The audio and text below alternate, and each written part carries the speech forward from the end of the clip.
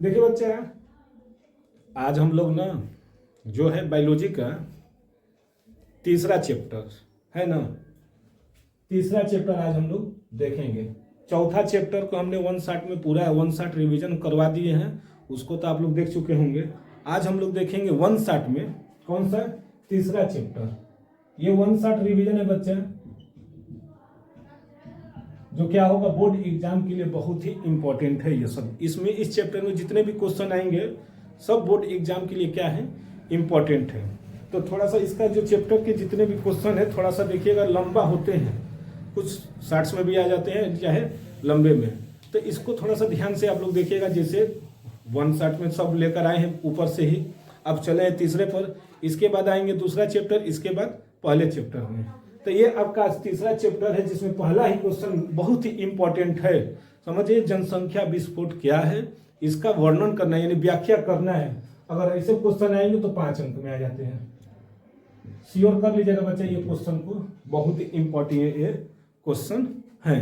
तो चलिए इसको देखते हैं। ठीक, देखिए बच्चा क्या होते हैं कि क्या कर रहे हैं कि जनसंख्या विस्फोट क्या है, इसके कारण का क्या करना है। इसके क्वेश्चन अवश्य पूछे जाते हैं, जिनमें पूछा है क्या जनसंख्या विस्फोट क्या है, ये बताना है कि जनसंख्या विस्फोट क्या है, इसके कारण का वर्णन कीजिए। देखिए लॉन्ग क्वेश्चन में आता है कि जनसंख्या विस्फोट क्या है, इसके कारण बताइए, या सिंपल सी परिभाषा में लिख देता है कि जनसंख्या विस्फोट पर एक निबंध लिखिए। निबंध भी आ जाता है। तो अगर इसको तैयार कर लेंगे तो क्या होगा कि आपको लिखने में जो होगा क्राइटेरिया आपको समझ में आ जाएगा। तो देखिए क्या होते हैं जनसंख्या विस्फोट।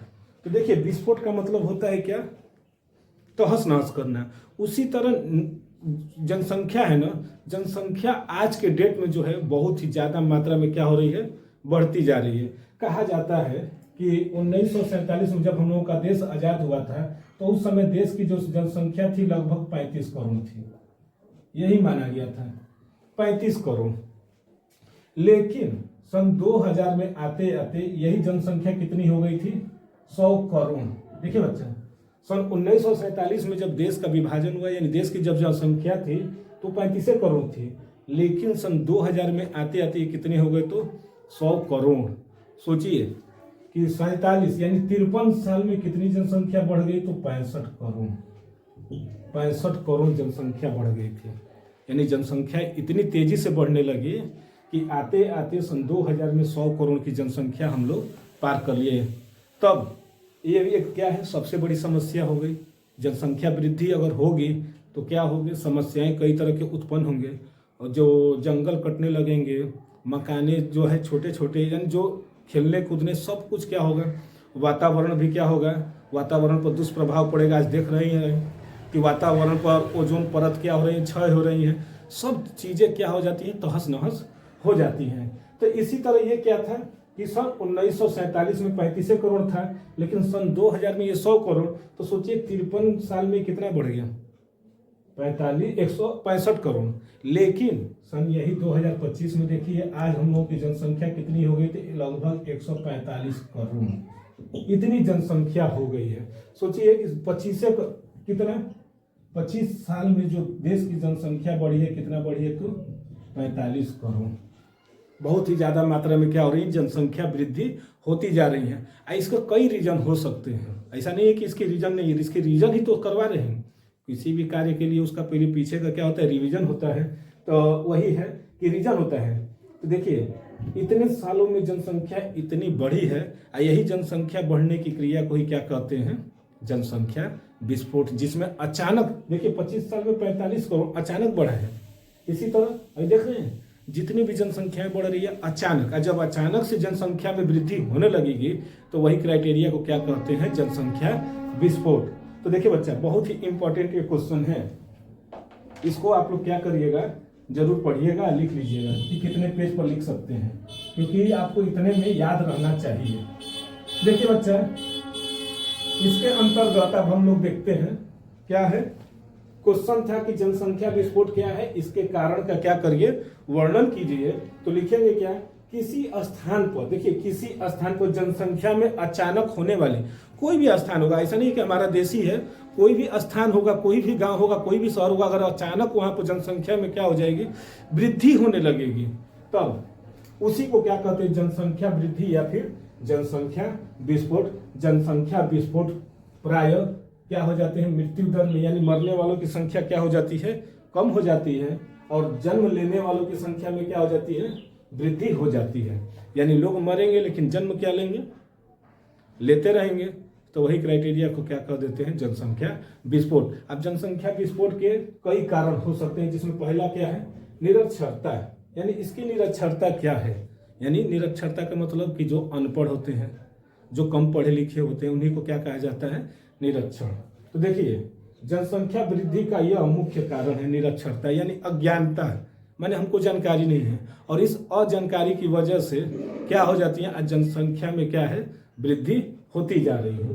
तो वही क्या है, जनसंख्या वृद्धि का यह एक मुख्य कारण है, क्योंकि हमारे देश की अधिकांश जनता क्या है, निरक्षर है। इस कारण अज्ञानतावश क्या कर रहे हैं, संतान उत्पत्ति कर रहे हैं, कि जितने भी हमारी संतान रहेंगी उतने कमाएंगे तो उतने ही क्या होगी, हम लोगों की आमदनी होगी। तो ये क्या है, एक तरह से अज्ञानतावश है, जानकारी नहीं है कि क्या होता है, आगे चलकर क्या होगा, फ्यूचर के बारे में नहीं सोचेंगे। तो ये सब क्या है, इसके कारण हो सकते हैं। और भी कारण है तो उसको आगे देखते हैं, पहले इसको आप लोग स्क्रीनशॉट ले लीजिए।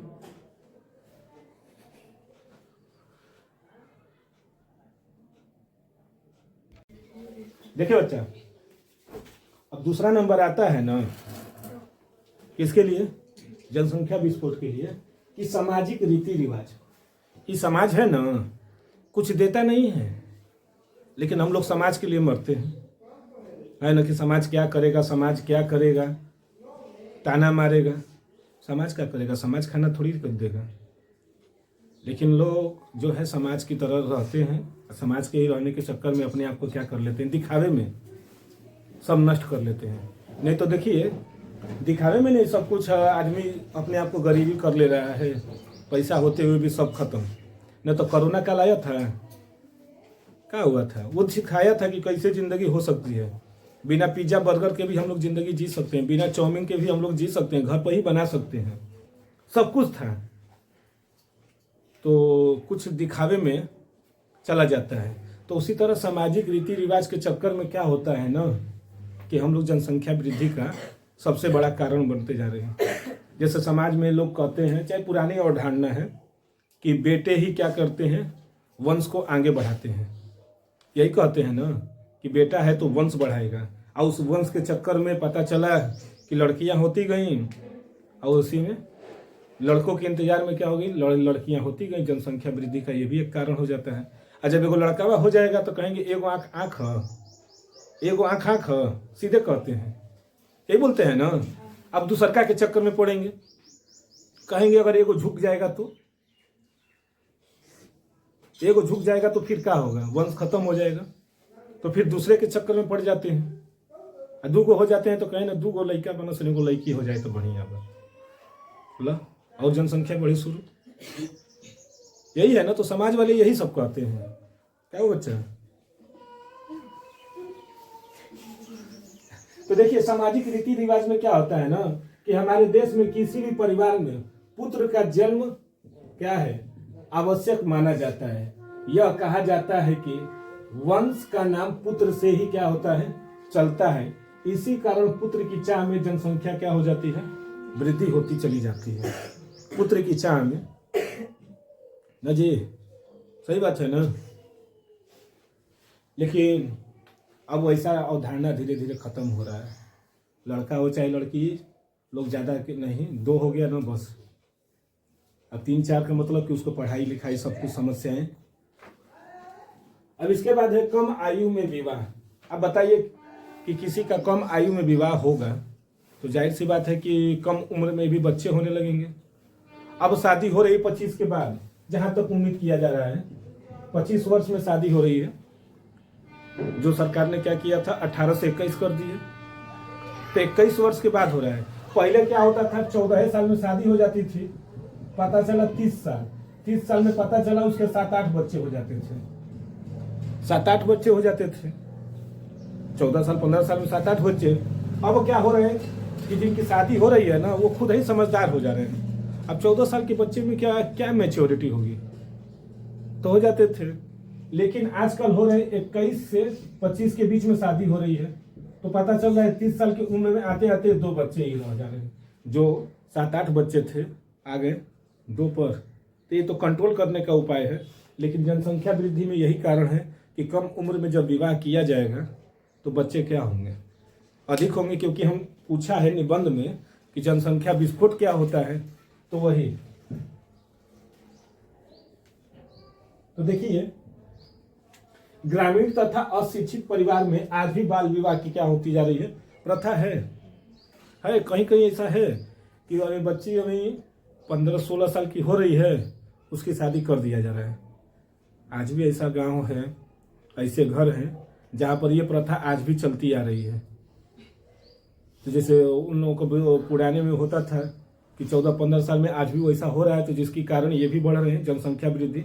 तभी तो इतना हुआ है 20 साल में 45 करोड़, 20-25 साल में सीधे 45 करोड़ जनसंख्या बढ़ना है। तो यही एक वजह हो सकती है। इसके बाद है गरीबी। अब देखिए गरीबी में भी क्या होते हैं, तो देखिए ग्रामीण तथा अशिक्षित परिवार में आज भी क्या हो रहे हैं, बाल विवाह हो रहे हैं। और उसकी प्रथा क्या है, आज भी चल रही है। प्रथा का आज भी क्या हो रहा है, चलन हो रहा है ना।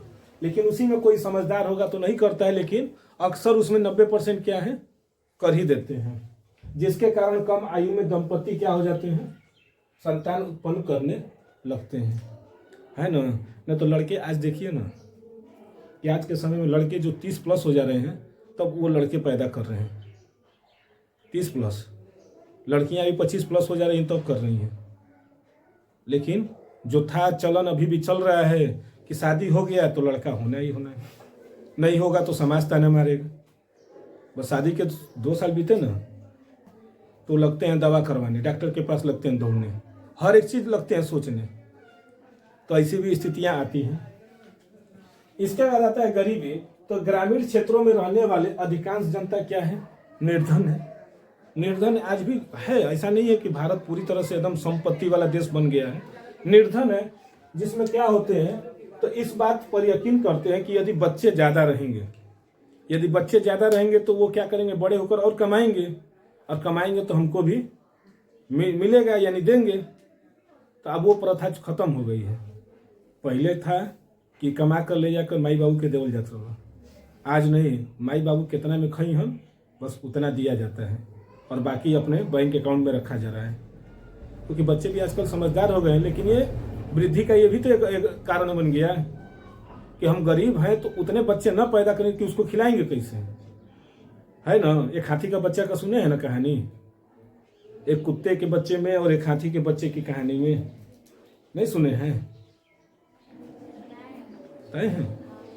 जैसे एक कुत्ते का बच्चा 6 हो जाते हैं और हाथी का 2 साल लगता है, सबसे अधिक गर्भकाल लेता है वो। 2 साल में उसका एक बच्चा होता है और इसका 2 साल में 16 से 20 बच्चे हो जाते हैं। हर 6 महीने पर 4-5 देते हैं, कभी कभी 6 हो जाता है। तो स्थितियां वो क्या होगी। अब कुत्ते के बच्चे को जो आता है वो लात मार कर चल देता है, हाथी के बच्चे को लात मार कर देखिए, वो आपको लात मार कर देखिए, लेकिन बहुत अच्छे लगते हैं। हाथी के बच्चे खेलेंगे तो वो आपसे बहुत खेलेंगे। ये कुत्ते के बच्चे, अब बच्चे किसी के भी हैं सुंदर ही लगते हैं। ऐसा नहीं, चाहे किसी का भी बच्चा हो सुंदर ही लगता है, चाहे कोई भी जानवर का हो। हम लोग भी चाहते जानवर है ना, हम लोग के भी बच्चे सुंदर लगते हैं।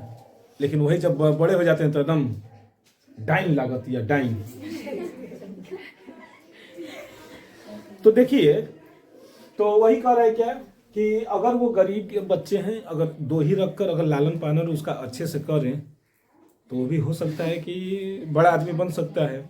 जब वही 7-8 हैं तो उनका पेट ही नहीं मन से भरा होगा तो बुद्धि क्या विकास करेगा। तो ये भी गरीबी की क्या है, एक कारण बन जाती है।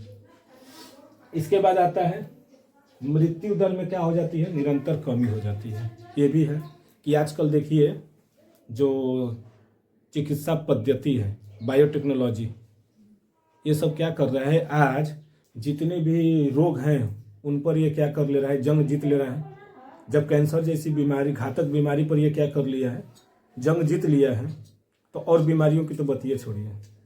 मलेरिया, डायरिया, डिप्थीरिया, ये सब जितनी भी रोगें थी पहले लोग मर जाते थे, प्लेग से लोग मर जाते थे, कोरोना में मरे थे। तब इन सब से भी क्या हो गया, सब अलग हो गए। और जब अलग हो गए यानी सब पर जंग जीत लिए, तो लोगों की मरने की संख्या क्या हो गई, कम हो गई। बच्चे जो पैदा हो रहे थे कुपोषण के कारण मर जाते थे। माँ जो जच्चा बच्चा में से कोई एक ही बचता था। लेकिन आज इतना वो आगे है टेक्नोलॉजी कि जब पता चल जा रहा है तो उनको इंजेक्शन लग रहे हैं, फिर हर 3 महीने पर उनका जांच हो रहा है, और ऐसे करते करते पता चल रहा है कि बच्चे एकदम बच जा रहे हैं ना। तो पहले ऐसी सुविधाएं नहीं थी तो बच्चे मर जाते थे, लेकिन आज ऐसी ऐसी सुविधाएं हैं। टेस्ट ट्यूब बेबी देखिए, बच्चे नहीं पैदा हो रहे तो टेस्ट ट्यूब बेबी से, तो ये सब जन्म दर क्या है, बढ़ रहे हैं। तो वही है क्या, आधुनिक चिकित्सा प्रणाली या फिर पद्धति, स्वास्थ्य कार्यक्रम एवं बेहतर जीवन स्थिति के फलस्वरूप रोग जो अकाल हो जाती हैं, वो अब तो अकाल कहीं नहीं पड़ रहा है। महामारी भी अब कहीं नहीं है। आया था कोरोना उतना बड़ा, उस पर भी ये लोग जंग जीत लिए।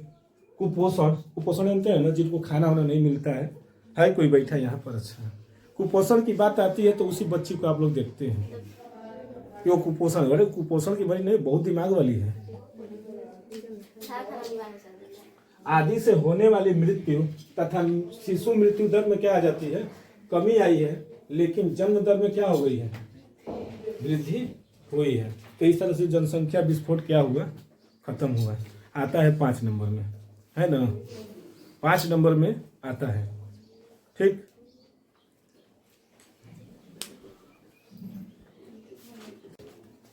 देखिए बच्चा, अगला प्रश्न देखा जाएगा, वो था जनसंख्या विस्फोट, जिस पर जनसंख्या क्या हो रही थी, अचानक बढ़ रही थी, और ये क्या किया जाएगा, अब उस पर नियंत्रण भी किया जाएगा।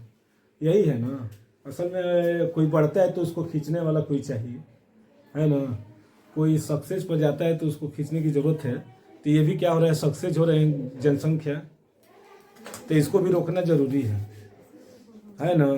अगर आप 4 सीढ़ी ऊपर चले जाएंगे, नीचे वाला भी एक भी नहीं चढ़ाए तो आपका पैर पकड़ कर खींचेगा, कहेगा वक्त होता है। तो उसी तरह जब जनसंख्या की अचानक वृद्धि हो रही है, तब उसको रोकने के कई उपाय किए गए, है ना। जैसे 1951 में क्या चलाया गया था, परिवार नियोजन। राजी, देखिए सरकार कितनी चतुर थी कि ये करवाया गया। उनको पता था कि आने वाले समय में देश की जो संख्या है वो बढ़ेगी, तो कोशिश किया गया 1951 से परिवार नियोजन यानी फैमिली प्लानिंग के बारे में उसी समय से शुरू कर दिया गया था कि जितने कम परिवार रहेंगे उतनी अच्छी रहेगी। अब 9-10 बच्चे रहेंगे, अब कोई भी चीज़ ले आएंगे तो थोड़ा थोड़ा मिलेगा, कम रहेंगे ले आएंगे उसको पर्याप्त मात्रा में उसको पोषण मिलेगा, तो बच्चे भी क्या रहेंगे, सुखी और संपन्न रहेंगे, कुपोषण का शिकायत तो नहीं होगी, है ना। तो उसी तरह ये भी था क्या कि जनसंख्या वृद्धि नियंत्रण पर क्या करना है, निबंध लिखना है। ये भी 5 नंबर का है, आएगा तो 5 नंबर में। एक और फायदा है कि अगर हिंदी में कभी आ जाता है तो लिख दिया जाता है, ये भी है ना। तो चलिए देखते हैं अब इसको। तो देखिए कि तीव्र गति से बढ़ती जनसंख्या को नियंत्रित करना ही क्या कहलाता है, तीव्र गति से जनसंख्या वृद्धि जो होती है, तो जब तीव्र होगा तब ना, धीरे धीरे बढ़ता है तो उसको क्या है, चल जाएगा। लेकिन ये अचानक बढ़ने लगे तो कहीं स्थान या कहीं देश में जब अचानक जनसंख्या में वृद्धि हो जाएगी तो उसी को, ये नहीं, जनसंख्या वृद्धि का मतलब ही नहीं कि बाहर के लोग आकर वहां पर रहने लगे, तो वैसा नहीं। तो यही है कि तीव्र गति से बढ़ती जनसंख्या को क्या कहते हैं, को नियंत्रित करना ही जनसंख्या नियंत्रण कहा जाता है। जनसंख्या वृद्धि को नियंत्रित करने के लिए कई उपाय किए गए, किए भी जा सकते हैं, है ना। पहले तो शिक्षित होना, जैसे उसमें निरक्षर था, अशिक्षित, तो अगर पढ़े लिखे रहेंगे तो समझदार रहेंगे, क्योंकि वो लोग समझेंगे हर एक चीज़ को, क्योंकि अपने बच्चों को भी क्या चाहेंगे कि पढ़े। वो लोग पढ़े हैं तो अपने बच्चों को भी चाहेंगे कि वो भी अच्छी शिक्षा प्राप्त करे, अच्छे से उसका लालन पालन हो, यही ना। आप लोग भी समझदार हो जाइएगा, ज़्यादा नहीं, 1-2 बस। इसीलिए तो वो सब आज देखिए रिश्ता खत्म हो रहे हैं, मौसा का खत्म, मौसा मौसी का खत्म हो जा रहा है, बुआ का खत्म हो। अब एक ही लड़का है तो उसका बुआ चाहे मौसी सब खत्म, मम्मी एक तो हो रही है। पता पहले था अरे हमारे 7 गो मौसी रहनी है, अरे हमारे 4 गो चाचा बहना, ऐसे होता था। लेकिन अब उतना सुनने को नहीं मिलेगा, होता है नहीं, अब उतना नहीं है। नहीं तो पहले पता चलता था 6 भाई 3 बहन, 7 भाई 5 बहनें, है ना। लेकिन अब वही क्या हो गई, अब धीरे धीरे इसको कम किया गया है। तो सबसे पहला आएंगे क्या, शिक्षा की सुविधाओं का क्या किया जाएगा, विस्तार कर दिया जाए। थोड़ा करिए इन लोगों का शिक्षा का विस्तार, आप ही हैं जो इन लोगों को थोड़ा सा शिक्षा का विस्तार करा सकती हैं। वही बतिया है ना कि आप शिक्षा का विस्तार करने जाएंगी तो ये लोग कहेंगे रह दे हम अनपढ़े बने। तो देखिए शिक्षित व्यक्ति क्या होते हैं, प्रायः आय और व्यय के सिद्धांत पर क्या करते हैं, कार्य करते हैं। जो पढ़े लिखे होते हैं ना, तो जो जितना कमाते हैं उसी में से सोचते हैं कि जो खर्चा हो वो और क्या करें, उसको बचत भी करें। यानी जो आमदनी आए और जाए उस पर वो विशेष ध्यान देते हैं। कमा रहे हैं जितना तो उसके एक लिमिट से क्या करते हैं, खर्चा करते हैं कि हमको महीने का खर्चा इतना हटाना है, बच्चे की पढ़ाई के लिए इतना है, बच्चे के खाने पीने के लिए सब कुछ करते हैं। तो वो क्या होता है, उससे एक आइडिया मिल जाती है। अब कमा रहे हैं 50,000, अब पता चला खर्चा हो गया 50,000, तो भाई 10 बच्चे रहेंगे तो खर्चा हो ही जाएगा, 2 रहेगा तो कुछ तो बचेगा। तो फ्यूचर के बारे में आजकल सब लोग सोच रहा है। तो शिक्षित व्यक्ति प्रायः आय और व्यय के सिद्धांत से अच्छी तरह से क्या है, परिचित है। इसलिए वह सीमित परिवार के महत्व को क्या है वो समझ रहा है। वो क्या कर रहा है कि सीमित परिवार अगर रहेगा तो उसके महत्व के बारे में वो क्या कर रहा है, अच्छी तरह से जान रहा है। यही कारण है कि शिक्षित परिवार सामान्यतः क्या होते हैं, सीमित होते हैं। जितने भी शिक्षित लोग होंगे, भले उनकी 2 लड़कियां हैं तो ठीक है, लेकिन ये नहीं सोच रहे कि हमारा लड़का हो तो लड़का हो तो लड़का हो, वो नहीं सोचते हैं। जो है वही है। देखिए आज जितने भी सेलिब्रिटी हैं उनके लड़का है चाहे लड़की, उससे कोई मतलब नहीं है तो है ना। जितने भी बड़े बड़े देखिए जो शिक्षित हैं तो उनका देखिए ज़्यादा बच्चे नहीं हैं, एक लड़का हो गया एक लड़की हो गई, चाहे 2 लड़कियाँ तब भी, या एक लड़की है तब भी ठीक है। इसी तरह दूसरा है, बच्चों की संख्या का क्या किया जाता है, निर्धारण किया जाएगा ना जी। बच्चों की जो संख्या हो रही थी 10-12 बच्चे, अब उनको क्या कर दिए हैं, पूरी तरह से सीमित कर दिए हैं, है ना। जैसे हर जगह लागू हो गया है कि हम 2 हमारे 2 था न, चला भी था, ये भी एक नियोजन चला था परिवार नियोजन के अंतर्गत कि हम 2 हमारे 2। जिनके 2 बच्चे हो जो रहेंगे तो उनको सरकारी नौकरी मिलेगी, अगर तीसरा हो गया तो उसको नहीं मिलेगी। ये भी प्लानिंग किया गया, फिर भी जनसंख्या में कमी नहीं आई, बढ़ती ही जा रही है। तो जनसंख्या वृद्धि को रोकने के लिए प्रति परिवार बच्चों की संख्या को क्या किया जाना चाहिए, निर्धारित की जानी चाहिए। इसके लिए सरकारी स्तर पर क्या है, कानून में संशोधन किए जाने चाहिए, तभी जाकर क्या होगा, जनसंख्या वृद्धि पर नियंत्रण किया जा सकता है ना। ऐसे तो हो गया नहीं, हो गया, इसमें दिक्कत है तो आगे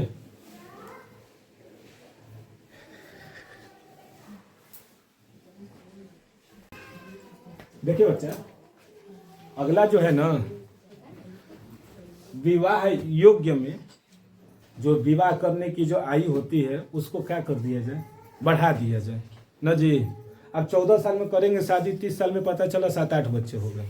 अब करबे करेंगे 30 साल में तो कौन बच्चा होगा, है ना। तो वही है कि मान लेते हैं कि 14 साल में जब शादी होगा तो भाई बच्चे पैदा होंगे ही। आते आते 30 साल और 35 साल की उम्र में पता चलता है 8-9 बच्चे हो गए। और आज शादियां हो रही हैं 25 साल में, तो कितने होंगी, तो 2 से 3 बच्चे, तो है ये ना, ठीक है। तो इसीलिए आज सरकार क्या किया है कि विवाह की सीमा को क्या कर दिया है, बढ़ा दिया है ना। ये भी एक जरूरी है कि आज देखिए ना, तो पहले पता चलता था कि बच्चे कोई लड़के हैं 9-10 में पढ़ रहे हैं, लड़कियां 7-8 में पढ़ रही हैं, शादी हो जाती थी। लेकिन अब जब तक हम अपने पैरों पर खड़े नहीं होंगे तब तक हम शादी नहीं करेंगे, चाहे वो 35 साल के हो जाए चाहे 40 साल के हो जाए, है ना। आज यही चल रहा है ना। क्यों? क्योंकि लोग शिक्षित हो गए हैं और परिवार के बारे में समझ रहे हैं, आगे का फ्यूचर भी देख रहे हैं। पहले था कि एक लोग कमाता था, 10 लोग खा लेते थे। आज अपना ही कमा कर अपना ही पेट नहीं भरा जा रहा है, इतना हो गया है महंगाई। तो ये भी एक रीजन है। तो चलिए देखा जाए क्या होता है कि विवाह का जन्म से क्या होता है, सीधा संबंध होता है। यानी जब शादी हुई तो बच्चे होंगे ही होंगे, जन्म तो उसी को ना कहते हैं। तो वही कि विवाह का जो होता है सीधा जन्म से ही संबंध होता है। अतः विवाह की उम्र में वृद्धि करने से प्रजनन दर में क्या हो जाएगी, कमी आ जाएगी। वही जो बोले हैं कि 14-15 में होगा, 30 तक पता चला 8-9 बच्चे हो गए। अब वही अगर 25 में होगा, 30 तक जाते जाते 2 बच्चे होंगे और उनकी दिमाग भी क्या होगी, पूरी तरह से मैच्योरिटी रहेगी। तो वही क्या हो जाएंगे। तो जिस कारण इससे क्या हो सकता है, जनसंख्या वृद्धि पर नियंत्रण किया जा सकता है ना। इसके बाद परिवार नियोजन कार्यक्रम को क्या करना है, बढ़ावा देना है। जैसे भी बताए ना कि जैसे सरकार ने कई तरह के क्या नियम लगाए, कहे थे कि हमारे दो जिनके 2 बच्चे रहेंगे तो उनको सरकारी नौकरी लगेगी, 3 हो जाएंगे तो उनको सरकारी नौकरी का में जो भी लाभ मिलता है वो लाभ नहीं मिलेंगे। कुछ है नौकरियां ऐसी कि जिनमें 2 बच्चे हैं ना तो उनको फ्री में शिक्षा मिल जाती है। अब 3 रहेंगे तो नहीं मिलेगी, तीनों का कट जाता है। तो सरकार कई तरह के क्या किया, परिवार नियोजन कार्यक्रम को चलाए। तो देखिए, परिवार नियोजन कार्यक्रम जनसंख्या वृद्धि हेतु सरलतम, सबसे सरल और सर्वोत्तम उपाय है। क्योंकि जितना लाभ देंगे लोग उतना ही क्या करेंगे, उसके बारे में सोचेंगे। इसके अंतर्गत विभिन्न गर्भ निरोधक गोलियों के प्रयोग को क्या किया गया, प्रेरित किया गया। कई तरह के आए गर्भ निरोधक, यानी गर्भ को रोकने वाले कई तरह के दवाएं आए और अस्थायी विधियां आई, अस्थायी विधियां आई, है ना।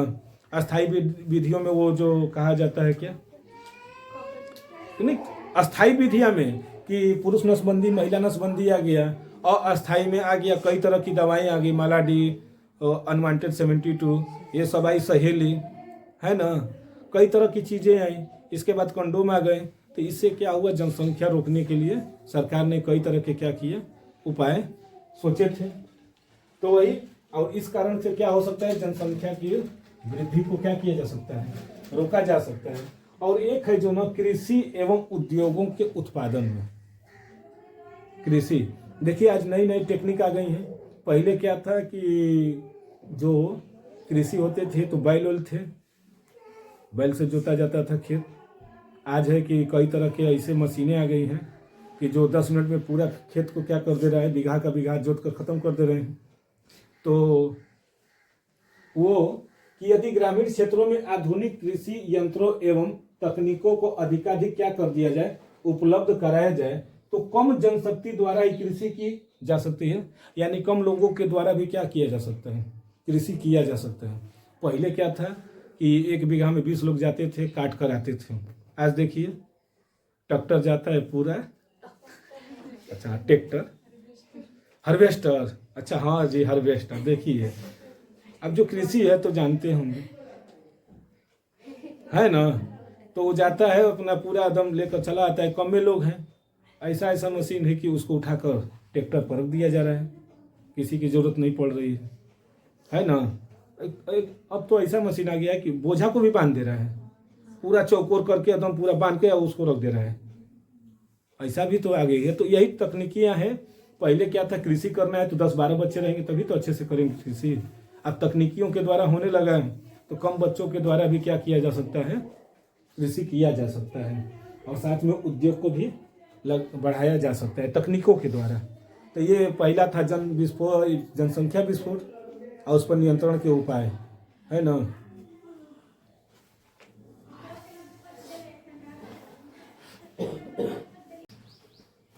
देखिए अगला क्वेश्चन है चिकित्सकीय सगर्भता समापन पर क्या करिए, टिप्पणी लिखिए, है ना। सगर्भता समापन, समापन मतलब खत्म, सगर्भता मतलब गर्भ अवस्था को, किसके द्वारा, तो चिकित्सा के द्वारा। यानी चिकित्सा के द्वारा जो एबॉर्शन, नहीं नाम सुने एबॉर्शन का, कि बच्चा को क्या करते हैं वो लोग, एबॉर्शन करवा देते हैं।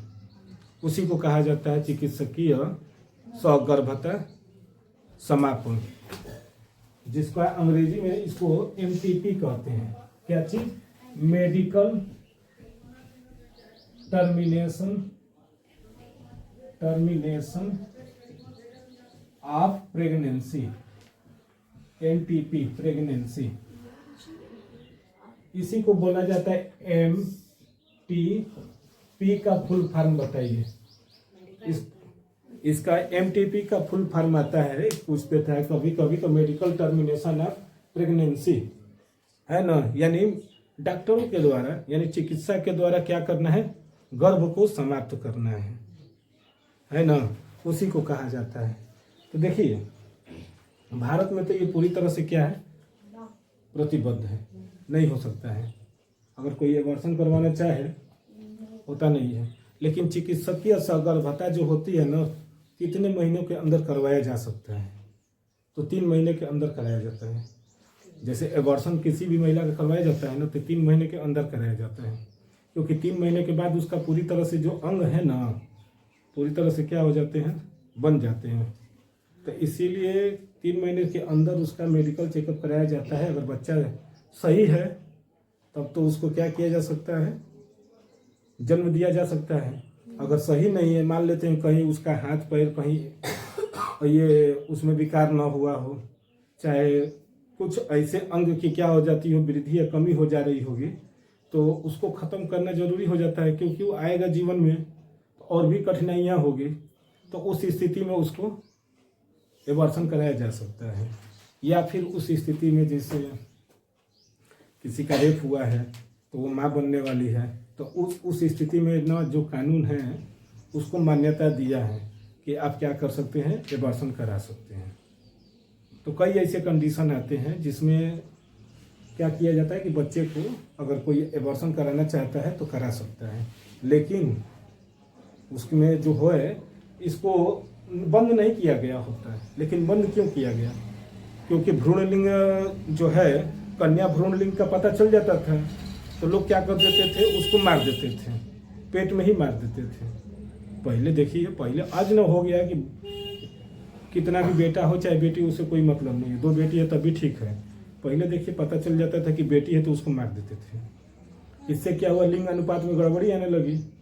आज भी कई ऐसे राज्य हैं जहाँ पर लड़कियों की संख्या क्या है?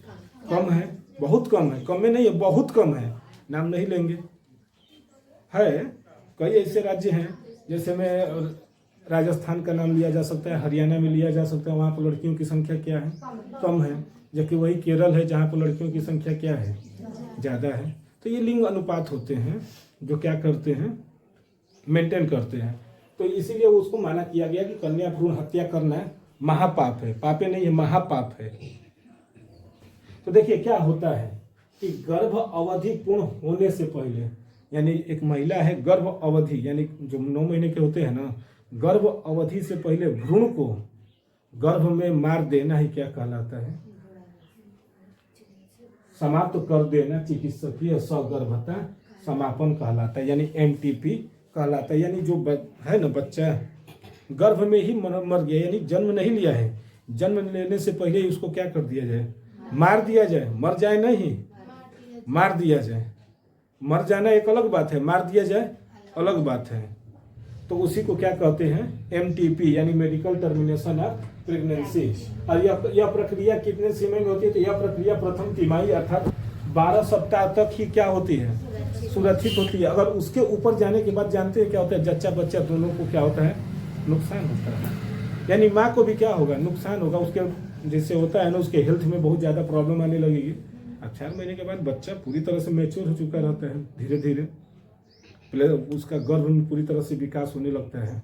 तो उसके पहले अगर मार दिया जाए तब तो ठीक है, और नहीं तो फिर मारना मुश्किल है। 3 महीना नहीं तो अब उसको ऑपरेशन तो कैसे कैसे करके निकाला जाएगा। तो क्या कर रहे हैं कि यह प्रक्रिया प्रथम तिमाही अथवा 12 सप्ताह तक ही क्या है? सुरक्षित होती है। यह प्रक्रिया क्या है? कानूनन अपराध है, ये जान लीजिएगा। इसको करवाना एक तरह से कानूनन अपराध है। सर कैसे पता चलता है कि वो लड़का है लड़की? कितने महीने पे? वो तो तीसरे महीने में पता चल जाता है। अल्ट्रासाउंड कराने पर उल्बभेदन आती है, अभी बात हुई थी। उल्बभेदन आता है जो इंजेक्शन से निकाला जाता है। उल्बभेदन आती है, एक प्रक्रिया है कि माँ के गर्भ में जो है ना कि इंजेक्शन के द्वारा खींच कर निकाला। इसके बाद वही टॉपिक है उल्बभेदन, कि माँ के पेट में जो है ना बच्चा है तो उसमें जो तरल पदार्थ होता है एमनियोटिक द्रव, उसी को निकालकर उसका निकाला जाता है, गुणसूत्रों का विकार देखा जाता है। तो उसमें पता चलता है कि कौन कितने गुणसूत्र हैं।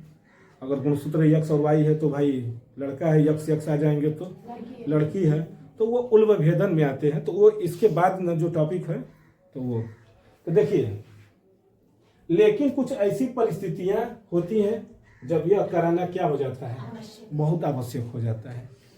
अब क्या किया जाए, कुछ ऐसी कंडीशन अप्लाई हो जाता है जहां पर करवाना इसके लिए बहुत जरूरी होता है। जैसे बलात्कार यानी रेप करने वाले, जैसे किसी का रेप हुआ है तो अगर वो माँ बनने वाली है, चाहे बच्चा है उसके पेट में पलने लगा, तो वो तो उसका कोई परिवार नहीं है, वो तो भाई, तो उस समय उसको क्या कर सकता है, वो करवा सकती है एमटीपी। या फिर असुरक्षित यौन संबंध से अनचाहा गर्भ, मान लीजिए कि नहीं चाह रही थी, असुरक्षित था, हम नहीं चाह रहे हैं, फिर भी वो बच्चा क्या हो गया, तो उसको भी वहाँ पर। या फिर शिशु में जन्मजात क्या हो जाए, रोग उत्पन्न हो जाए, जैसे वो भी बताए हैं नहीं कि मान लेते हैं कि उसको पता चलेगा अल्ट्रासाउंड में कि उसका कहीं हाथ मान लीजिए नहीं है, पैर नहीं है, चाहे कुछ उसमें जो विकार आ जाए, तो उस समय भी उसको क्या कर सकती है, एमटीपी करवा सकती है। हम गए हैं, यही होता है चिकित्सकीय, यानी प्रेगनेंसी के दौरान जो एबॉर्शन होते हैं ना, एबॉर्शन यही होता है, जिसको हम लोग एबॉर्शन बोलते हैं। तो एबॉर्शन तो इस समय बहुत ऐसे नहीं कर रही है डॉक्टर लोग।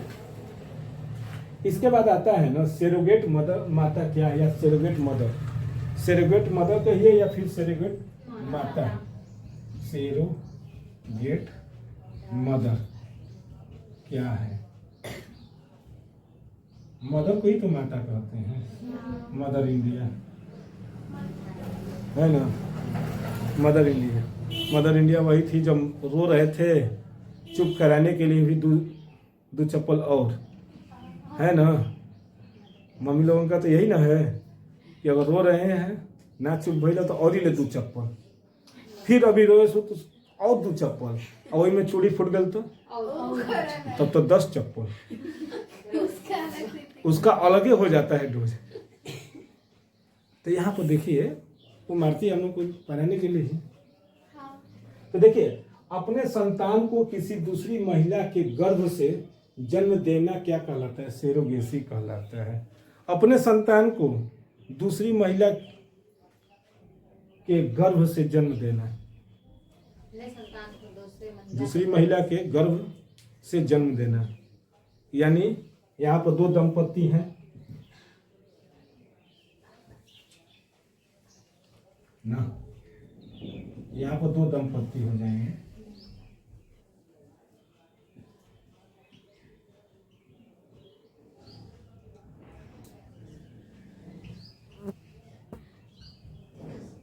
दो दंपत्ति हैं, है ना, ये दोनों दंपत्ति हैं, ठीक। इनसे बच्चा पैदा नहीं हो रहा है, इनसे क्या हो रहे हैं, बच्चे पैदा नहीं हो रहे हैं। तो आप जानते हैं क्या करेंगी, एक किराए की महिला को लेकर आया जाएगा, एक किराए की महिला को, कि आप मेरे बच्चे को क्या करिए, अपने कोख में पालिए, अपने कोख में। यानी ये बच्चा जो है इनसे नहीं हो रहा है, तब इनके कहीं कंडीशन कुछ होगा, नहीं हो रहे हैं, तब इनसे किसी को किराए पर पैसा देकर बुलाया जाता है कि क्या आप मेरे बच्चे को अपने कोख में पालेंगी। तो उस स्थिति में डॉक्टर वो सब अपना किए रहते हैं, वो लोग अपना जो काम करना है करते हैं। तो ये अगर महिला तैयार हो गई तो इनके बच्चे को कौन पाल रहा है, ये कहाँ पाल रही है, अपने कोख में। तो वही क्या कहलाती है, इसलिए सेरोगेसी। और जो बच्चा पैदा होगा उसे जो, तो उस माँ को हम लोग क्या कह देते हैं, सेरोगेट मदर। या फिर कैसे होते होंगे, तो इस पुरुष के जो क्या करेंगे, शुक्राणु और इनके अंडाणु को निकाल कर क्या किया जाएगा, वो निषेचन कराया जाएगा। सर इन दोनों के ना, इनके अंडाणु के और ये, और इसके बदले जाकर इनमें क्या कर दिया जाएगा, उनके गर्भाशय में रख दिया जाएगा। अब वो गर्भाशय में जब रख दिया जाएगा तो अब ये दोनों से तो मतलब ही नहीं रहा, इनसे तो कोई कनेक्शन ही नहीं रह जाएगा। अब ये तो वो जब बच्चा पैदा करेंगे तो वही क्या कहलाती है, सेरोगेट। पिता से ही नहीं लेते हैं, तो उनके गुण पिता से ही नहीं होता है। तो देखिए वही कह रहे हैं कि अपने संतान को किसी दूसरी महिला के गर्भ से जन्म देना सेरोगेसी कहलाता है तथा उस माँ को सेरोगेट माँ या फिर सेरोगेट मदर कहते हैं तथा उस माँ की कोख को किराए की क्या कहा जाता है, कोख कहा जाता है। यानी किराए पर ही न लिए हैं, आखिर उसको पैसा देकर लिए हैं, तो उसी को क्या कहा जाता है, किराए की कोख। समझ गए? अगला क्वेश्चन।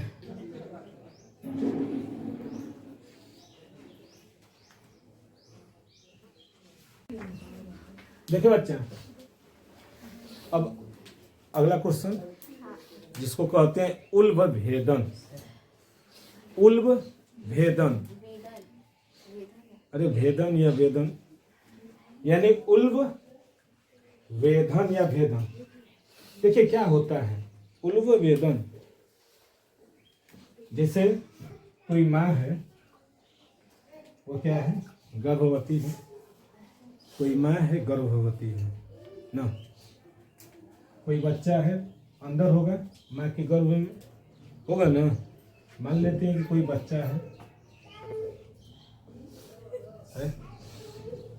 माँ के गर्भ में कोई बच्चा है, तो इससे क्या होता है ना कि भ्रूण की जांच की पता की जाती है। भ्रूण की जांच, जहाज जन्म जांच का क्या किया जाता है, पता किया जाता है कि कहीं उसमें गुणसूत्रीय विकार तो नहीं हो गए हैं, कहीं बच्चे में कोई कमी या चाहे कुछ अधिकता तो नहीं हो गई है ना। और इसके द्वारा ये भी पता लगाया जाता है कि माँ के गर्भ में लिंग का पता लगाया जाता है कि लड़का है कि लड़की है ना। तो ये सब क्या है चला जाता है। तो कैसे होते हैं, तो इसमें ना एक होता है, एक जो होता है द्रव, एमनियोटिक द्रव, नाम याद कर लीजिएगा, एमनियोटिक द्रव, यही होते हैं। इस द्रव को क्या किया जाता है, एक सिरिंज के द्वारा, जैसे एक सिरिंज है ना,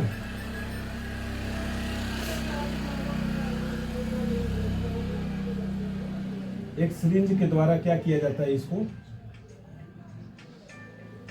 एक सिरिंज के द्वारा इसको निकाला जाता है। समझ रहे हैं कि इस गर्भ में जो माँ जो है ना, तो उसके गर्भ से क्या निकाला जाता है, एमनियोटिक द्रव। और इस एमनियोटिक द्रव का क्या किया जाता है, परीक्षण किया जाता है। तो उसमें गुणसूत्रीय विकार जो हो रहे हैं उसको, या फिर लिंग का परीक्षण किया जाता है। लेकिन लिंग का परीक्षण अब देखिए सरकार ने क्या किया है, पूरी तरह से बंद कर दिया है। क्यों किया है, क्योंकि अगर पता चल जाता था पहले कि अगर गर्भ में पल रही है लड़की है, तो उसको क्या कर दे रहे हैं, मार दे रहे हैं। गर्भ में पल रहे बच्चे को मारना एक कानूनन अपराध है भाई, उसकी भी तो जिंदगी है, तो लोग मार देते हैं। लेकिन ऐसा नहीं करना चाहिए। तो लड़कियों की जो संख्या क्या होने लगी, अचानक घटने लगी, तो सरकार ने इसका दुरुपयोग कर रहे व्यक्तियों को, तो इसको क्या कर दिया, पूरी तरह से प्रतिबंध कर दिया। देखिए जाएंगे ना, जहाँ अल्ट्रासाउंड करवाना होता है तो लिखा रहता है भ्रूण हत्या पाप है, यहाँ पर लिंग परीक्षण नहीं होता है, सीधे लिखते हैं। यहाँ पर भ्रूण की जांच नहीं होती है, सीधे लिख देते हैं। क्योंकि लोग जाएंगे तो कहेंगे, और इंडिया में ये पूरी तरह से क्या है, गैर कानूनी है, इसको नहीं किया जा सकता। हाँ, बाहर जाकर विदेशों में करवा सकते हैं, विदेशों में करवाइए, लेकिन इंडिया में नहीं हो सकता है। लेकिन करवाने वाले करवा ले रहे हैं, जो जान पहचान वाले होंगे। तो ऐसा नहीं करना चाहिए। जो है अच्छा लगता है ना, अब अचानक हमको पता है कि लड़का ही होगा, अब तो जिस दिन होगा ना, तो उस दिन उतना एक्साइटेड नहीं होगा, अरे लड़का ही था, हमको तो पता ही लड़का ही होगा। तो कोई आता है तो कहती है सब जो नर्स की बधाई हो, आपको लड़का हुआ है, तो उस समय उतनी एक्साइटेड नहीं होती है। लेकिन जब अचानक पता चले कि बधाई हो आपको, लड़की हुई है चाहे लड़का हुआ है, तो उस समय का चेहरा कुछ अलग होता है ना। पहले से जानकारी ये सब, तो पूरी तरह से इसको हटा दिया गया। तो ये पूरी तरह से क्या थी, उल्ब भेदन थी। तो इसकी परिभाषा कैसे लिखेंगे? यह एक ऐसी तकनीक है जिसका उपयोग करके गर्भावस्था में भ्रूण की गुणसूत्रीय असामान्यता तथा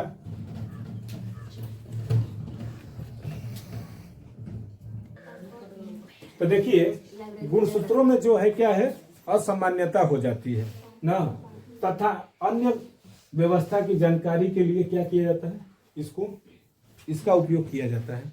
यानी गुणसूत्र में हो सकता है असामान्यता हो जाए। मान लीजिए गर्भ में पल रहे बच्चे का कहीं खोपड़ी उल्टा सीधा हो, हाथ पैर न हो, हाथ हो तो एक हाथ ना हो, दो हाथ, या शरीर पूरी तरह से परिपक्व नहीं है, तो उस स्थिति में क्या होता है ना, सरकार जो है मान्यता दिया है कि उस स्थिति में आप क्या कर सकते हैं, उसको बच्चे को गर्भपात करा सकते हैं।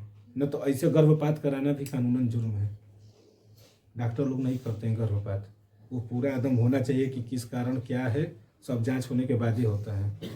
तो वो देखिए इसमें गर्भ से एमनियोटिक द्रव को इंजेक्शन के माध्यम से निकाला जाता है। जैसे बताए हैं ना कि क्या किया जाता है, गर्भ से एमनियोटिक जो द्रव होता है उसको निकाला जाता है, तथा इस द्रव का नमूना लेकर इसमें गुणसूत्रों की असामान्यताओं का क्या किया जाता है, निरीक्षण किया जाता है।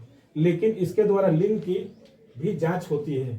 यही कारण है कि आजकल इस तकनीक का दुरुपयोग इसके लिए किया जा रहा है, कन्या भ्रूण हत्या के लिए किया जा रहा है। सबसे महापाप है जी कन्या भ्रूण हत्या, उसको भी तो जीने का हक है, तो इसको क्या कर दे रहे हैं, यही भारत सरकार ने लिंग परीक्षण को गैर कानूनी क्या कर दिया है, घोषित कर दिया है। ये पूरी तरह से इसको प्रतिबद्ध लगा दिया कि ये काम नहीं करना है। हाँ, अगर गर्भपात कराना है तो सरकार ने कुछ चीजों पर क्या किया है, तो दिया है कि आप करवा सकते हैं। जैसे में वो कहा जा सकता है कि किसी लड़की का रेप हो गया, या चाहे रेप वाले जो है तो उसके गर्भ में बच्चे हैं, तब उसका परिवार तो है नहीं, तो बच्चा वो क्या करेगा, तो उस स्थिति में क्या हो सकते हैं, गर्भपात कराया जा सकता है। या फिर शरीर में कोई बच्चे की अपंगता हो, या चाहे कोई विकार में परिवर्तन हो जाए, तो उसमें क्या किया जा सकता है, उसका गर्भपात कराया जा सकता है। नहीं तो ऐसे पूरी तरह से क्या है, कानूनन जुर्म इसको माना गया है। तो उल्ब भेदन पढ़ लीजिएगा, टिप्पणी आती है ना, टिप्पणी आती है। अगर वहाँ पर खूबसूरती भी बढ़ाना होगा तो ऐसे ही छोटा सा लेके आई से बना देंगे, तो इससे भी आपकी वहाँ पर काफ़ी की सुंदरता बढ़ जाएगी। हो रहा है ना, आगे चला जाए।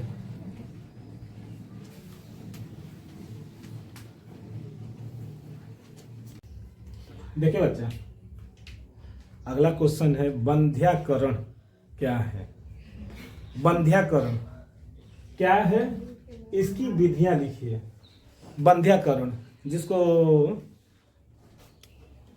एक तरह से कहा जा सकता है कि पूरी तरह से जनन क्षमता को क्या कर दिया जाए, खत्म कर दिया जाए, यानी रिप्रोडक्शन को, यानी जनन क्षमता को खत्म कर दिया जाए, उसी को क्या कहते हैं, बंध्याकरण, है ना। यानी देखिए बंध्याकरण जिसको बधिया भी बोलते हैं, खस्सी का किया जाता है बधिया, है ना, तो वो तो दूसरी चीज होती है, यहाँ पर दूसरी चीजें हैं। देखिए बंध्याकरण एक ऐसी तकनीक है जिसमें नर या मादा के जनन वाहिनियों को काट कर क्या कर दिया जाता है, बांध दिया जाता है। जनन पथ को, जनन वाहिनियों को, जिसकी वजह से जहाँ पर निषेचन की क्रिया होती है, उस निषेचन के क्रिया की नली को ही क्या कर दिया जाए, काट कर, और उसके बाद उसको क्या कर दिया जाए, बांध दिया जाए। तो उसी को हम लोग क्या कह देते हैं, बंध्याकरण।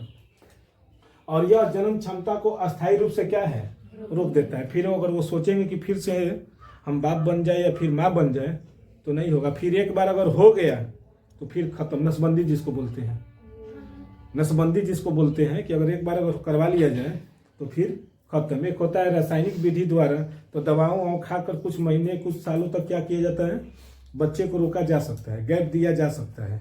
कि जैसे कोई महिला चाह रही है कि एक बच्चा हो गया तो फिर 5 साल के बाद हो, तो कापर टी लगवा लेती हैं, तो कापर टी के द्वारा वो क्या हो जाता है, टल जाता है 5 साल तक।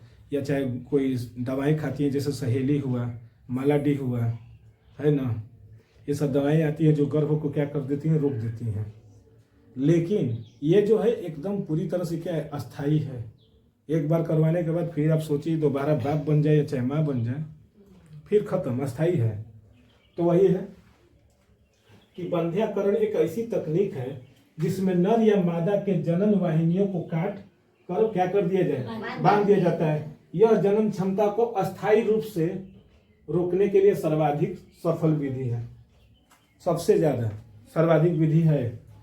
यह विधियां जो होती हैं दुयोग होती हैं, एक मेल एक फीमेल। नर का नसबंदी करिए चाहे महिला का करिए, यही ना होगा, यही तो नसबंदियां ना होंगी, या तो पुरुष का कर दिया जाए या तो फिर महिला का कर दिया जाए। तो देखिए दोनों में से पहला आता है ना महिला नसबंदी। महिला नसबंदी जो होती है तो महिलाओं के क्या किया जाता है, फैलोपियन ट्यूब को क्या किया जाता है, काट दिया जाता है, यानी अंडवाहिनी को। जैसे नहीं होता है महिला का जो होता है ऐसे ही ना होगा।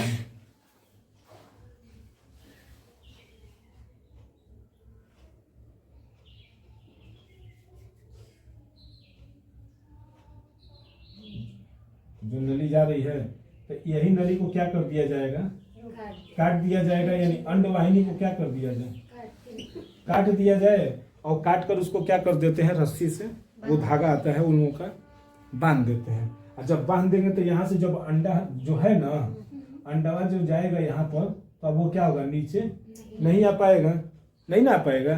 है तो सेल्स ही सबसे बड़ी कोशिका है, मानव में सबसे बड़ी कोशिका अंडाणु को ही माना गया है। अब ये कोशिका है फिर अपने क्या हो जाएगा, निष्क्रिय हो जाएगा, बना फिर अपने आप में क्या हो जाएगा, खत्म भी हो जाता है। तो ये क्या होते हैं, जाएगा तो, लेकिन क्या करेगा, अंडवाहिनी कट गई है यहाँ से इसका कनेक्शन, तो ये जा पाएगा, नहीं जा पाएगा। जाएगा तो वहाँ पर बांधा हुआ है, ऐसे ही नहीं जा पाएगा। तो ये क्या होते हैं, महिला नसबंदी। महिला नसबंदी में क्या होती है, अंडवाहिनी यानी फाइलोपियन ट्यूब को काट दिया जाता है, जिस वजह से निषेचन की प्रक्रिया नहीं होती है। और जब निषेचन की प्रक्रिया नहीं होगी तो बच्चे पैदा होंगे, नहीं होंगे। उसी तरह पुरुषों में क्या होते हैं, अंडवाहिनी को काट दिया जाता है, अरे नहीं, शुक्रवाहिनी को। यहाँ से अंडा निकलता है तो अंडवाहिनी, और पुरुष के जो है शुक्राणु निकलते हैं तो इसलिए उसको क्या लिख देते हैं, शुक्रवाहिनी। उसको भी बांध कर क्या कर दिया जाता है, बांध दिया जाता है काट कर, बस शुक्राणु जो है ऊपर नहीं जा पाएंगे, तब भी कोई दिक्कत नहीं है। लेकिन इसमें जो होती है ना, जब वो क्या बोलते हैं, जनन क्षमता पर इसका कोई प्रभाव, बुरा प्रभाव नहीं पड़ता है, करवा देते हैं कोई लोग। तो देखिए पहला क्या है, महिला नसबंदी, यानी इसको बोलते हैं अंग्रेजी में ट्यूबेक्टोटॉमी, ट्यूबेक्टोमी ना। इस विधि में स्त्री के अंडवाहिनी को काट कर बांध दिया जाता है ताकि अंडाशय में बनने वाले अंडाणु अंडवाहिनी नलिका में आगे न बढ़ता है। अभी आगे बढ़ पाएगा, नहीं बढ़ पाएगा। और जब आगे बढ़ेगा नहीं तो निषेचन की प्रक्रिया होगी क्या, नहीं होगी। और नहीं होगी तो बच्चे पैदा नहीं होंगे। ये हमेशा के लिए हो जाएगा, ये हमेशा के लिए। अब सोचेंगे, कोई सोचेगा कि दोबारा फिर इसको जुड़वा दें, तो जब नस को काट कर बांध दिया जाए कुछ दिन के बाद वो सूख न जाएगा, और सूख जाएगा तो वो जुड़ेगा कहाँ, फिर कोई उपाय लगाते रह जाइए, कोई उपाय नहीं है। तो वही आगे न बढ़ सके तथा निषेचन की प्रक्रिया क्या हो, पूरी न हो सके, उसी को क्या कहते हैं, महिला नसबंदी। नस काटा गया है, नस काटा गया है कि नल काटा गया है, अंडवाहिनी। वाहिनी का मतलब क्या होता है, नली, नली होती है। तो क्या काटा गया है, नली ना। तो यहाँ पर जानते हैं कोई महिला नसबंदी कहा जाता है, लेकिन महिलाओं का क्या काटा जाता है, नली, इसीलिए महिला नलबंदी भी कहा जाता है इनको। महिला नलबंदी यानी नल को, यानी जो अंडवाहिनी है ना, तो वाहिनी मतलब नली होती है, तो उस नली को न काटा गया है तो उसको पूछ देता है, तो वो क्या होते हैं, महिला नलबंदी होता है। महिलाओं में नली काटा जाता है जिस कारण वो क्या होती है, महिला नलबंदी। लेकिन देखिए पुरुषों में क्या है, वाइसेक्टोटॉमी। इस विधि में पुरुषों के शुक्रवाहिनी को काटकर बांध दिया जाता है ताकि वृषण में बनने वाले शुक्राणु आगे न बन। नस काटा जाता है, इसलिए इसको क्या बोला जाता है, पुरुष नसबंदी। जबकि वो क्या होती है, उसमें नली काटी जाती है, इसलिए उसको बोला जाता है ना। तो समझ में आया। और निषेचन की प्रक्रिया क्या हो जाती है, पूरी नहीं हो पाती है। लेकिन इन पर जनन जो क्षमता होती है, इस पर कोई इसका बुरा प्रभाव नहीं पड़ता है। तो समझ में आया ये। आगे चले ना, अगला टॉपिक।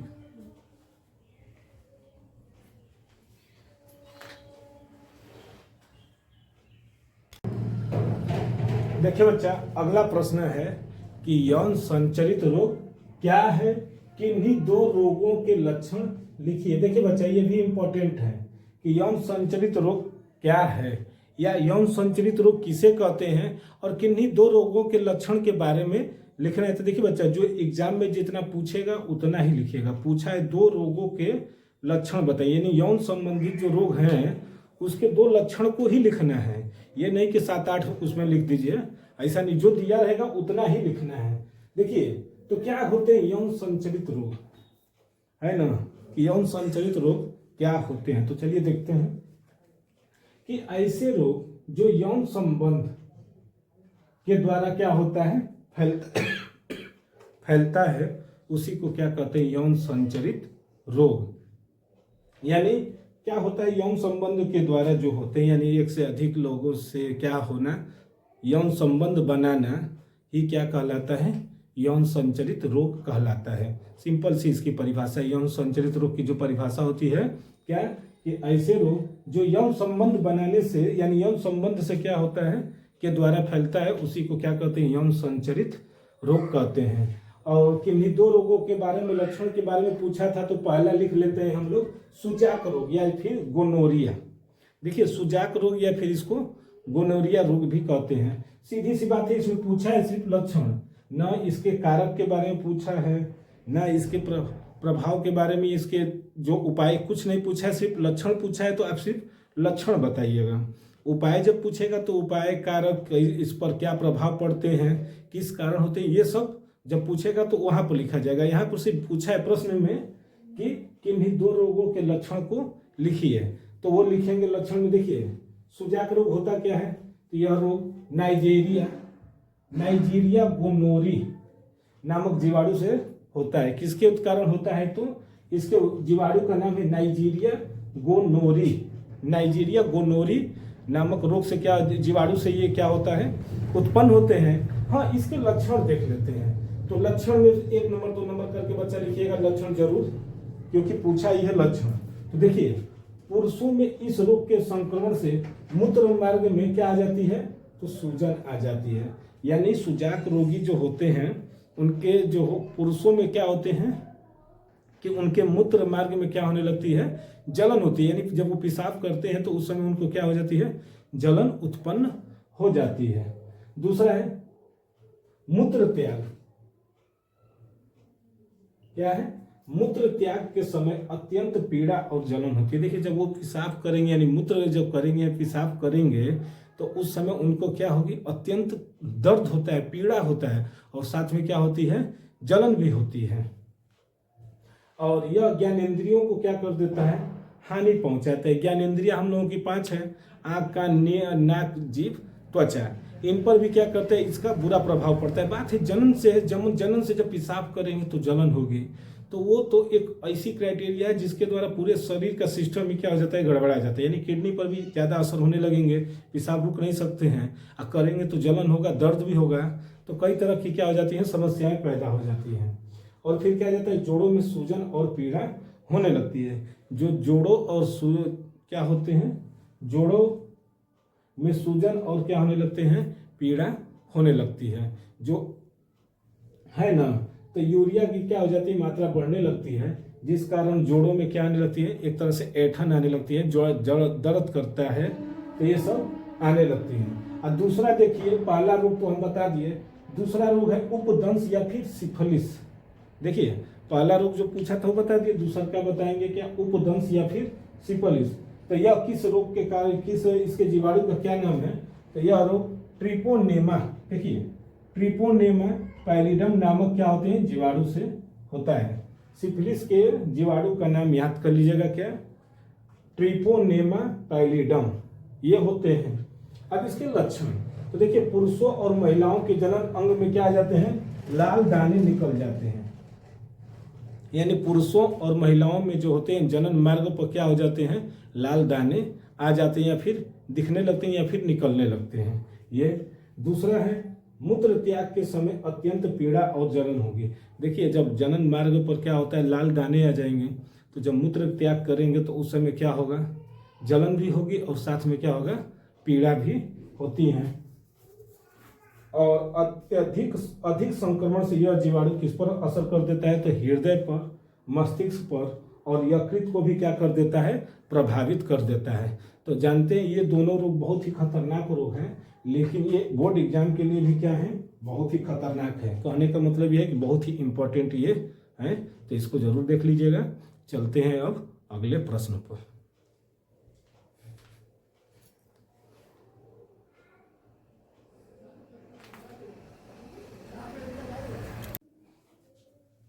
देखिए बच्चा, अगला जो प्रश्न है कि IVF तकनीक या फिर पात्र निषेचन क्या है।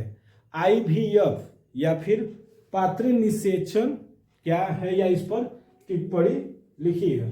तो देखिए बच्चा, IVF का मतलब क्या होता है, टेस्ट ट्यूब बेबी, यानी परखनली शिशु। इसको भी एक अलग इसका नाम है परखनली शिशु। ये भी आप लोग उसको बोल सकते हैं कि क्या होते हैं कि एक परखनली के द्वारा बच्चे को जन्म देना है, यानी टेस्ट ट्यूब बेबी क्या होता है। तो देखिए, या तो इस पर टिप्पणी आता है, पात्र निषेचन पर टिप्पणी लिखिए, या फिर IVF यानी IVF है ना, इन विट्रो फर्टिलाइजेशन। इसका जो फुल फॉर्म होता है इन वाइट्रो फर्टिलाइजेशन।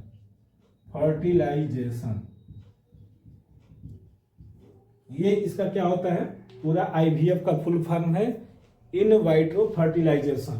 क्या होता है, तो देखिए टेस्ट ट्यूब बेबी में क्या होते हैं कि जैसे किसी महिला का जो है अंडाणु है, तो क्या होता है कि यह तकनीक उन दंपतियों द्वारा अपनाई जाती है जब या तो महिला में क्या होते हैं, गर्भ नहीं ठहर पाते हैं, या फिर जो पुरुष के जो शुक्राणु हो महिला के अंडाणु तक नहीं पहुंच पाते हैं, तब ये क्या होती है, ये तकनीक अपनाई जाती है। यानी जो महिला होती है उनके गर्भ नहीं ठहर पाता है, या फिर पुरुष के जो है शुक्राणु महिला के अंडाणु तक न पहुंच पाते होंगे, जिस कारण वो दंपति जो होता है माँ वो बच्चे नहीं कर पाते होंगे, जिस कारण ये तकनीक अपनाया जाता है। देखिए इस तकनीक में क्या होती है कि एक परखनली लिया जाता है, एक परखनली ले लिया जाएगा। देखिए बच्चा, इस परखनली को क्या किया जाता है, शरीर के ताप टेम्परेचर पर से, यानी शरीर के ताप पर, जैसे एक कमरा होगा वहां पर शरीर के टेम्परेचर के ताप के बराबर इसको रखा जाएगा। इसमें क्या किया जाएगा, महिला के क्या किया जाएगा, अंडाणु, महिला के जो है अंडाणु को और पुरुष के क्या करेंगे, शुक्राणु को संलयन कराया जाएगा। संलयन यानी निषेचन कराया जाएगा। इस निषेचन कराने के बाद क्या होगा, भ्रूण का निर्माण होगा। तो यही भ्रूण को क्या किया जाता है, जब निषेचन हो जाती है, यानी जब उसमें देखा जाता है 24 से 48 घंटे के बाद कि उसमें क्या है, भ्रूण का निर्माण हो रहा है, तो उसी भ्रूण को क्या करते हैं, परखनली से निकाल कर उसको एक बहुत ही तकनीकी के द्वारा सुरक्षित जो है महिला के गर्भाशय में ले जाकर क्या कर दिया जाता है, रोपित कर दिया जाता है। और रोपित करने के लिए इसलिए किया जाता है क्योंकि वहाँ पर उसका लालन पोषण जो होगा क्या होगा, बहुत अच्छी तरह से होगा, जैसे एक सामान्य बच्चे की होती है। और ठीक 9 महीने के बाद वही जो शिशु होता है एक सामान्य बच्चे के रूप में क्या करता है, जन्म लेता है। लेकिन निषेचन कहाँ हुआ था, तो एक परखनली में, इसीलिए इसको क्या बोलते हैं, परखनली शिशु या फिर पात्र निषेचन। तो वही है कि यह तकनीक उन दंपतियों द्वारा अपनाई जाती है जब महिला में या तो गर्भ नहीं ठहरता या पुरुष के शुक्राणु गर्भाशय तक नहीं पहुंच पाते हैं, तब ये तकनीक अपनाया जाता है। क्या होते हैं, इसमें शरीर के जितने ताप पर लैब में, देखिए लैब में एक परखनली में पुरुष के क्या किया जाएगा, शुक्राणु तथा महिला के अंडाणु को मिलाया जाता है। ये क्या है, दोनों को मिलाया जाता है तथा उससे बनने वाले भ्रूण को, देखिए बनने वाले भ्रूण को महिला के गर्भाशय में क्या कर दिया जाता है, स्थापित कर दिया जाता है, जहां उसका पालन पोषण एक सामान्य शिशु की भांति क्या होती है, की तरफ होने लगती है, तथा 9 माह बाद उसका जन्म एक सामान्य बच्चे की तरह होता है। यही क्रिया को हम लोग क्या कहते हैं, टेस्ट ट्यूब बेबी या फिर इन विट्रो फर्टिलाइजेशन या परखनली शिशु। ये बच्चा जो आपका क्या था, ये चैप्टर का नाम जनन स्वास्थ्य ना।